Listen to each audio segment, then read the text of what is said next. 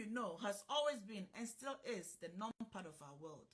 Qualified people get skipped in favor of unqualified people because of whom they know. For example, two people bid for government contract. One person meets all the necessary requirements, but that person doesn't know anybody in high places. The other candidate doesn't have what is required for the contract, but he or she is a relative of the government official in charge of the contract.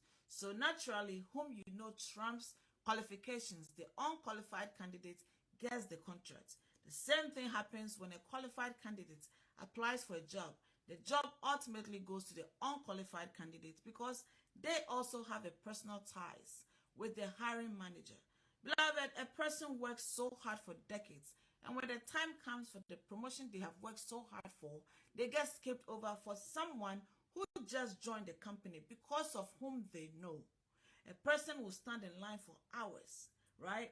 But then they are going to get skipped over for somebody who just arrived because that person knows somebody in high places.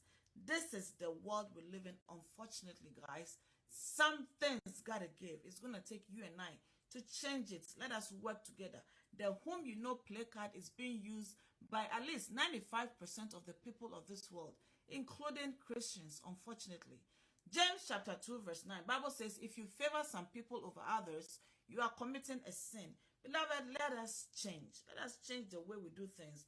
God disapproves the whom you know concept because it is unfair and it is great injustice.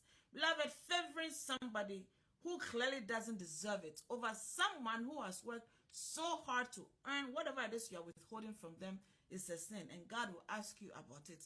Let us treat people fairly, regardless of what we stand to gain. My name is Reverend Mrs. Naomi Antwi. I thank you for watching. You know I love you. God bless.